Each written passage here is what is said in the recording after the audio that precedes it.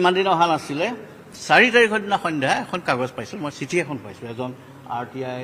Applicant এজনৰ পৰা আবেদনকাৰী এজনৰ পৰা তেওঁ লিখিছে যে আপোনাৰ তেওঁ প্ৰায় কৰি থাকে আৰটিআই আৰু অকমান সুস্থ মগজুৰ মানুহ যেন লাগে মোৰ বোধ হয় তেওঁ লিখিছে যে আপুনি স্বচ্ছতাৰে কঠোৰকৈ বেয়া মানুহখিনিৰ বিৰুদ্ধে কাম কৰিছে বা পাব্লিক অথৰিটিজ সকলৰ আপুনি যি কঠোৰ নিৰ্দেশনাৰে স্বচ্ছতা আনয়নত সহায় কৰিছে আমি বহুত কৃতজ্ঞ আপোনাৰ ওপৰত আমাৰ পুৰা বিশ্বাস আছে যাই কি নহওক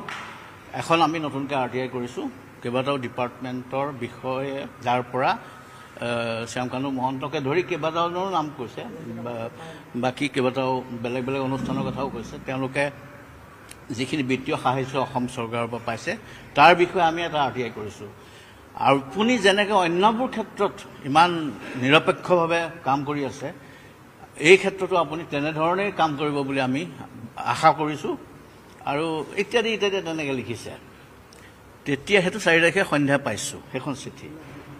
লগে লগে 5 তাৰিখে মই মাননীয়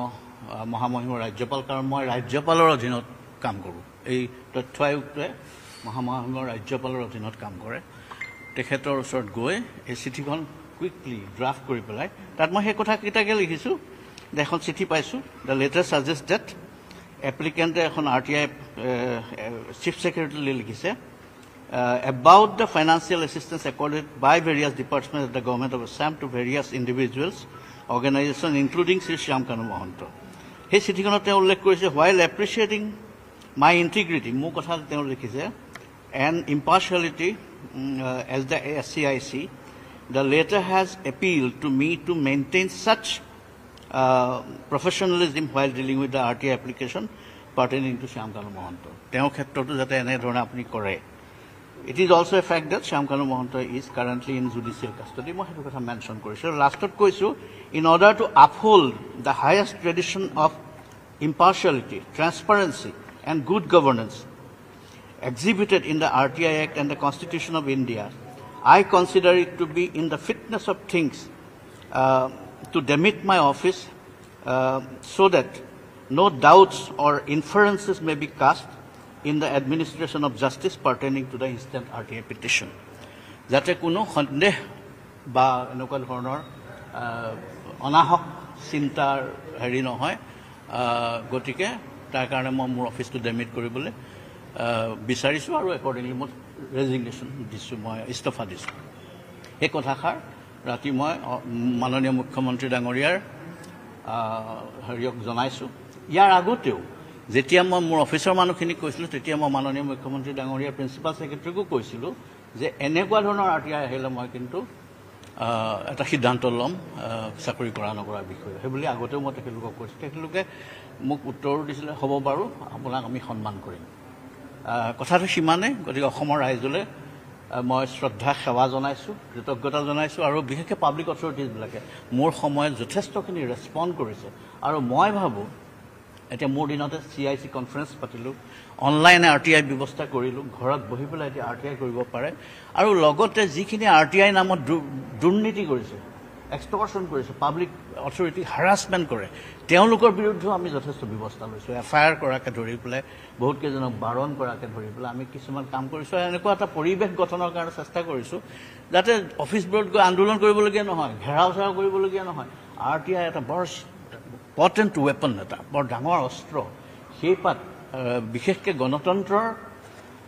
প্ৰকৃত ৰূপায়ণৰ কাৰণে গণতান্ত্ৰিক অধিকাৰখিনি চিটিজেন্সৰ কাৰণে এইটো এটা বৰ বাহুপাত এটা অস্ত্ৰ আৰু মই মন কৰিছোঁ অসম চৰকাৰে বৰ্তমান অসম চৰকাৰে এই ক্ষেত্ৰত প্ৰকৃতাৰ্থত যথেষ্ট ভাল ব্যৱস্থা লৈছে আৰু আমাক কেতিয়াও আহুকাল দিয়া নাই আমাক বৰঞ্চ উৎসাহ জনাইছে এতিয়া বহুতে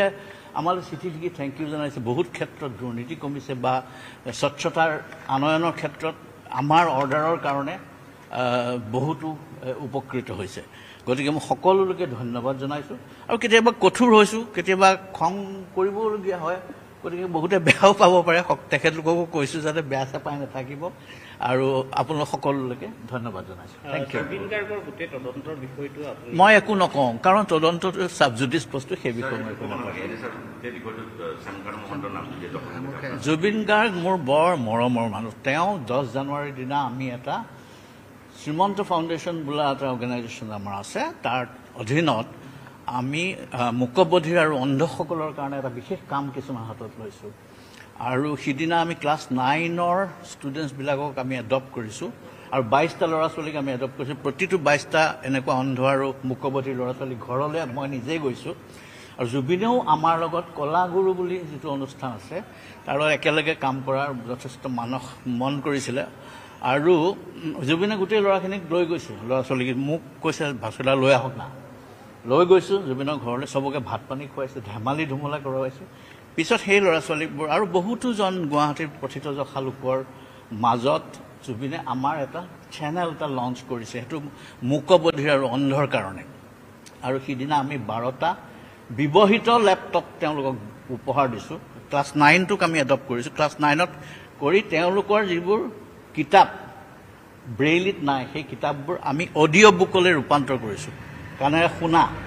তেওঁলোকে সেই কিতাপবোৰ শুনি শুনি পঢ়িব পাৰিব গতিকে সেই লেপটপ ডিষ্ট্ৰিবিউশ্যন কৰিছোঁ সেইবোৰতো জুবিনে যথেষ্ট আমাক সহায় কৰিছে গতিকে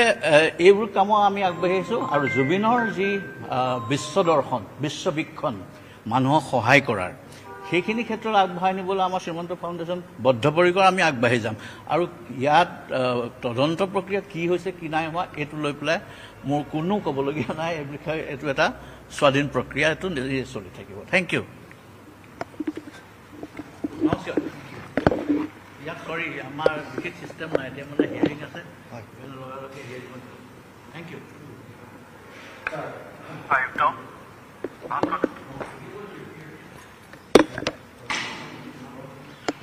Yeah, thank you.